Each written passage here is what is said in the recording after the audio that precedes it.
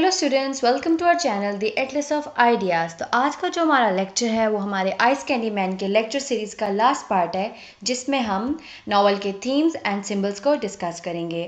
जैसा कि हमने आपकी आसानी के लिए इस लेक्चर को 3 पार्ट्स में डिवाइड किया है, तो अगर आपने पहले दोनों पार्ट नहीं देखे, जिसमें हमने ऑथर की बायोग्राफी, नावल का बैकग्राउंड, इसके कैरेक्टर्स एंड समरी को डिटेल में डिस्कस किया है, इस नावल को अच्छे से समझने के लिए आप पहले वाले दोनों पार्ट्स देखें, जिसका लिंक नीचे डिस्क्रिप्शन में दिया है। तो अब हम चलते हैं नॉवल के थीम्स की तरफ। पार्टीशन जो है वो आइस कैंडी मैन का सबसे मेन थीम है एंड आइस कैंडी मैन जो है वो बेस्ड ही पार्टीशन पर है। बपसी सिद्धवा ने जो है पार्टीशन जो इंडिया एंड पाकिस्तान की जो पार्टीशन है उसको नावल में हाईलाइट किया एंड ऑल्सो उस वक्त पार्टीशन के दौरान एंड पार्टीशन के बाद की जो स्ट्रगल जो है लोगों की उसको हाईलाइट किया है। नेक्स्ट थीम जो है वो रिलीजन का थीम भी जो है वो बहुत एविडेंट है। इस नावल में जो है बपसी सिद्धवा ने डिफरेंट रिलीजन्स को हाईलाइट किया है, जिसमें सिख, मुस्लिम, पारसी एंड क्रिश्चियनिटी वगैरह जो है और हिंदुज़म जो है ये सब शामिल हैं। एंड उसने मुख्तलिफ करेक्टर्स यूज़ किए हैं और हर करेक्टर को जो है डिफरेंट रिलीजन दिया है, ताकि जो है उनके पर्सपेक्टिव जो है बता सकें। एंड ऑल्सो रिलीजन जो है इन टर्म्स ऑफ बिलीफ नहीं बताया, बल्कि religion in terms of physical appearance भी बताया है। जैसे कि जो हरी जो है वो जब अपना रिलीजन जो है हिंदुज़म से जब वो मुस्लिम की तरफ आता है, तो वो जो है अपनी फिजिकल एंड जो अपने पेरेंट्स जो है उसको भी चेंज करता है। फिर नेक्स्ट थीम जो आ जाता है वायलेंस है। वायलेंस का थीम भी जो है वो बहुत एविडेंट है। थ्रू आउट द नावल जो है हमें वायलेंस इन डिफरेंट टर्म्स दिखाई देता है कि बाज़ जगह जो है वो लाहौर में आग लग रही है, उसके अलावा जो है वेमेन का रेप हो रहा है, बच्चे जो है ब्रूटली मारे जा रहे हैं और जो डिफरेंट रिलीजन के लोग हैं वो एक दूसरे को हार्म पहुँचाने की एंड जो है ब्रूटैलिटी एंड वायलेंस जो है उनका नज़र आते हैं हमें। फिर जो नेक्स्ट थीम आ जाता है वो पेट्रियार्की का थीम भी जो है बहुत एविडेंट है कि किस तरीके से जो है मेल डोमिनेंट सोसाइटी है एंड मेल जो है वो अपनी ईगो को सेटिस्फाई करने के लिए एंड अपनी पावर जो है वो दूसरे मेल पर दिखाने के लिए जो है ना उनकी औरतों को किस तरीके से जो है ना विक्टिम बनाते हैं एंड किस तरीके से औरतें जो है उनको है सप्रेस किया जाता है। उसके अलावा पेट्रियार्की इस टर्म्स में भी आ जाती है कि जैसे कि गीता जो है वो अपने हस्बैंड को माय लॉर्ड कहती है एंड यानी कि मेल का मतलब बहुत ज़्यादा उसको अपने हस्बैंड को जो है ना वो as a lord as a god consider करती है। सिमिलरली जो लेनी की मदर जो है वो अपने हस्बैंड से बहुत ज़्यादा प्यार करती होती हैं, लेकिन जो लेनी की फादर जो है वो अपनी वाइफ को उस तरीके से जो है प्यार नहीं करते हैं, वो डोमिनेंट होते हैं। नेक्स्ट थिंग जो आ जाता है फेमिनिज्म। अब फेमिनिज्म में जो है दो चीज़ें आ जाती हैं, एक है फेमिनिस्ट और एक है फेमिनिन। फेमिनिन वो होता है कि जो आपकी जो मतलब सोसाइटी में जो कुछ नॉर्म सेट कर दिए जाते हैं ना औरतों के लिए, औरतें जो है बस वही करते हैं। और फेमिनिस्ट वो होती हैं जो इस चीज़ पे बिलीव करते हैं, औरतें भी एंड मर्द भी वो इस चीज़ पे बिलीव करते हैं कि मर्द एंड औरतों के जो है सेम राइट्स हैं और वो इक्वल हैं। जैसे कि गॉड मदर जो है वो यहाँ पे फेमिनिस्ट है, क्यों? क्योंकि वो जो है वो सारे वो काम करती हैं जो कि एक मेल करता है। उसके अलावा ये है कि फेमिनिन में आ जाते हैं लेनी की मदर जो है वो फेमिनिन है, क्योंकि वो जो है वो बहुत ही एक मतलब एक wife and as a mother जो है वो अपना रोल जो है परफॉर्म करती हैं। एंड इवन जो है वो उनके हस्बैंड जो है वो जब उस पर टॉर्चर भी करते हैं तो आगे से कुछ नहीं बोलती है। एंड ऑल्सो फेमिनिन में आ जाता है, आया का भी फेमिनिन में आ जाता है कि आया जो है वो भी अपनी वो भी फेमिनिन होती है। वो किस तरीके से जो है ना उस पर भी जो है मर्द यानी कि जो आइस कैंडी मैन जो है ना उस पर भी जो है वो डोमिनेंट हो जाता है।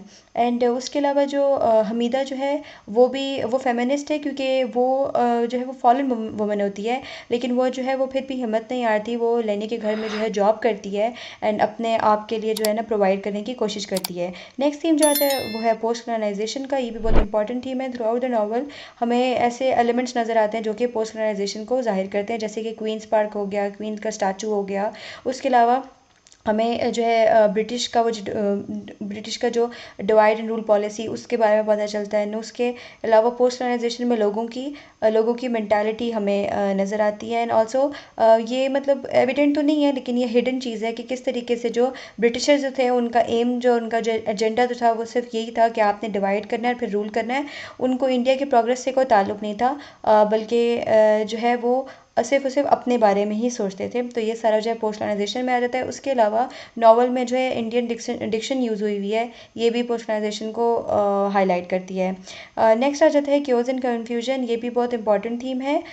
थ्रू आउट द नॉवल हमें लोगों की जो पार्टीशन की वजह से जो है उसमें एक उनका जो टर्मोइल जो है, एक स्ट्रगल जो है और उनकी सेंस ऑफ कन्फ्यूजन जो है वो हमें नज़र आती है कि लोग जो है बहुत ज़्यादा कन्फ्यूज़ होते हैं। उनका समझ नहीं आता कि ये जो सारी चीज़ें हो रही हैं वो क्या हो रही हैं। जैसे कि लेनी जो है जब उसको पता चलता है कि पार्टीशन हो रही है तो वो बहुत ज़्यादा कंफ्यूज हो जाती है। वो कहती है कि क्यों इंडिया जो है वो क्यों ब्रेक डाउन हो रहा है और क्यों जो है हम लोग एक दूसरे से अलग हो रहे हैं। तो इस तरीके से लोगों को समझ नहीं आती कि हम कहाँ जाएँ कहाँ ना जाएँ, एंड वो एक कन्फ्यूजन में और एक जो है क्योस वाला जो है सिचुएशन होती है। नेक्स्ट थीम आ जाता है माइग्रेशन का। Migration through out the novel हमें नज़र आता है कि जब जो है पार्टीशन हो रही होती है और पार्टीशन के बाद भी जब पार्टीशन हो चुकी होती है तो लोग जो है अपनी सेफ्टी के लिए जो है ना इधर उधर माइग्रेट कर रहे होते हैं। लाइक जो हिंदूज़ जो हैं और सिख जो है वो इंडिया जा रहे होते हैं, एंड वहाँ से जो मुस्लिम जो है वो जो है पाकिस्तान आ रहे होते हैं। तो इस तरीके से ड्यूरिंग माइग्रेशन वो बहुत ज़्यादा लॉसेस फेस करते हैं, जैसे कि अपने घर वगैरह छोड़ आते हैं, अपने अजीज़, अपनी फैमिली, उन सबको छोड़ना पड़ जाता है। बहुत से लोग जो है माइग्रेशन के दौरान जो है मर भी जाते हैं। जैसे कि गुरदासपुर से जो ट्रेन आ रही होती है, मुस्लिम्स की ट्रेन जो आ रही होती है इंडिया से, गुरदासपुर से पाकिस्तान जो आ रही होती है, उस ट्रेन में कोई भी ज़िंदा नहीं होता, सारे मरे हुए होते हैं। तो इस तरीके से जो है इस थीम में, इस नावल में जो है ना ड्यूरिंग माइग्रेशन जो है स्ट्रगल जो लोगों की है उसको भी हाईलाइट किया गया है। फिर जो है ट्रॉमा आ जाता है। ट्रॉमा का नावल, ट्रॉमा भी जो है वो बहुत इंपॉर्टेंट थीम है। एंड हमें नावल में पता चलता है कि किस तरीके से पार्टीशन के दौरान और पार्टीशन के बाद जो है लोग कितने ट्रॉमेटाइज थे। हमें एक ट्रॉमा का इंसिडेंट ये पता चलता है कि जब लाहौर में भाटी गेट में जो है बहुत से कन्फ्लिक्ट्स हो रहे होते हैं और लेनी जो है वो देखती है कि जो है किस तरीके से जो है वो एक बंदे की दोनों टांगे जो है वो एक जीप के साथ बांधते हैं, एंड फिर जो है वो जीप चला देते हैं तो वो बीच में से रिप हो जाते हैं, वो मतलब उसकी बॉडी स्प्लिट हो जाती है। तो जब ये सब लेनी देखती है तो वो बहुत ज़्यादा ट्रॉमेटाइज हो जाती है। वो घर आके जो अपनी डॉल की जो टांगे वगैरह हैं उन सबको पुल करने से हो जाती है। तो ये हाईलाइट करता है एक बच्चे की साइकोलॉजी को, यानी कि जो जिस ट्रॉमा से जो है लेनी गुजर रही होती है ना उसको हाईलाइट करता है। नेक्स्ट थीम जो आ जाता है वो पॉलिटिक्स एंड लीडर्स। इस नावल में जो है पॉलिटिक्स यानी कि वही डिवाइड एंड रूल वाली चीज़ इसमें आ जाती है, एंड ऑल्सो कि कई सारी पॉलिटिक्स की गेम थी, एंड जो लीडर्स की वजह से, यानी कि ब्रिटिश ने जो है अपने इस तरीके के जो है पॉलिसीज़ बनाई थी कि वो हिंदू एंड मुस्लिम को जो है डिवाइड करके जो है उन पर रूल करना चाहते थे। ऑल्सो जो है leaders such as Mountbatten and Gandhi and उसके अलावा मोहम्मद अली जिन्ना, इन सबको भी जो है इनके करेक्टर्स को जो है हाईलाइट किया गया है इस नावल में। फिर आ जाते हैं configuration of love. Configuration of love में जो डिफरेंट टाइप्स ऑफ लव आ जाते हैं। एक लव आ जाता है जो मैस्योर एंड जो है आया एक दूसरे के साथ करते थे, एंड उसके मतलब वो एक्चुअल में एक दूसरे से प्यार करते थे, वो जो है शादी करना चाहते थे। फिर लव इन टर्म्स ऑफ आया के जो एडमायरर्स होते थे वो आ जाता है। लेनी एंड उसकी लेनी के पेरेंट्स के दरमियान जो लव है हम उसको हाईलाइट कर सकते हैं, यानी कि लेनी की जो मदर होती है ना वो अपने हस्बैंड से बहुत प्यार करती होती है, वो जो है उनको जाना बोलती है। उसके अलावा गीता एंड उसके हस्बैंड का भी जो लव है एंड वो कितनी रिस्पेक्ट करती है अपने हस्बैंड की, वो भी इसमें आ जाता है। तो ये डिफरेंट एंगल्स ऑफ लव हमें इसमें शो होते हैं। एंड फिर बाद में जो आइस कैंडी मैन का लव जो है हमें आया के लिए नज़र आता है कि वो किस तरीके से रेफ्यूजी कैंप के जो है चक्कर लगाता है, एंड वो डिफरेंट जो है वो पोइट्री वगैरह सुनाता है, एंड सारे जो रोड होती है उस पर जो है वो डिफरेंट जो फूल है वो फेंकता है, और मतलब आया को इम्प्रेस करने के लिए। लाइक जनरली जो है वो at the end of the novel हमें नज़र आता है कि वो उसको अपनी गलती का एहसास हो जाता है, और वो आया से सच में प्यार करना शुरू हो जाता है। फिर आ जाता है बेट्रियल। बेट्रियल जो है वो भी एक इम्पॉर्टेंट थीम है, क्योंकि बेट्रियल जो है आइस कैंडी मैन जो है वो लेनी को एंड आया दोनों को बेट्रे करता है। पहले तो जो है वो लेनी को कहता है कि अगर तुम मुझे सच बता दोगी कि आया कहाँ है तो मैं आया को सेव कर लूँगा, लेकिन ऐसा नहीं होता है कि वो उसको बेट्रे कर देता है एंड आया को किडनैप कर लेता है। सिमिलरली जो है वो आया से प्यार करता होता है, लेकिन वो उसको बेट्रे करता है एंड वो उसको प्रोस्टिट्यूट बना देता है। उसके अलावा ये रिलीजियस इंटॉलरेंस, पार्टीशन की सबसे बड़ी वजह ही यही थी कि रिलीजियस इंटॉलरेंस थी, यानी कि एक रिलीजन के लोग जो है वो दूसरे रिलीजन को है टॉलरेट नहीं करते थे, जिसकी वजह से जो है पार्टीशन हो गई थी। और ये जो है हमें in terms of Sikh, Muslim and Hindu के जो रिलेशनशिप है उसमें हमें नज़र आता है कि कोई भी रिलीजन जो है दूसरे रिलीजन को जो है टॉलरेट करने के लिए तैयार नहीं था। फिर लास्ट थीम जो आ जाता है sense of loss and dislocation. Sense of loss and dislocation भी जो है वो हमें through out partition and after partition वाला जो टाइम पीरियड है उसमें हमें नज़र आती है कि लोग जो है वो अपने घर से दर-बदर हो गए हैं एंड वो सेंस ऑफ लॉस में, यानी कि वो जब नई जगह में आ गए हैं तो उसको एक्सेप्ट नहीं कर पा रहे, उनको समझ नहीं आ रहा कि हम कहाँ जाएँ, क्या करें और हम लोग किधर रेफ्यूजी लें, यानी कि उनके पास कुछ भी अपना नहीं है। एंड इस तरीके से जो है हमें उस वक़्त के लोगों की स्ट्रगल, उनका sense of loss and dislocation जो है हमें नज़र आती है। लास्ट थीम जो है वो आ जाता है sense of loss and dislocation.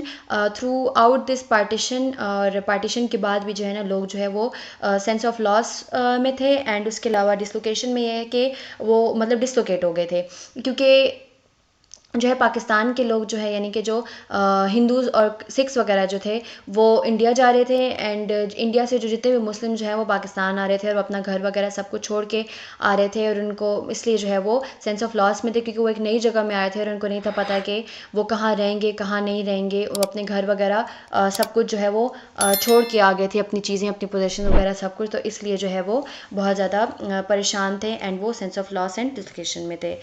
तो नावल की थीम्स डिस्कस करने के बाद अब हम आ जाते हैं नावल के सिंबल्स की तरफ। तो पहला सिंबल जो है वो है हिस्टोरिकल डे, ये सिंबलाइज करता है लेनी की बर्थडे को। एंड फिर है ice Candy man, ice Candy man जो है सिंबलाइज करता है क्रुएलिटी एंड बेट्रियल को। एंड फिर जो है आया शांता है, ये सिंबलाइज करती है ब्यूटी एंड हार्मनी को एंड यूथ को सिंबलाइज करती है।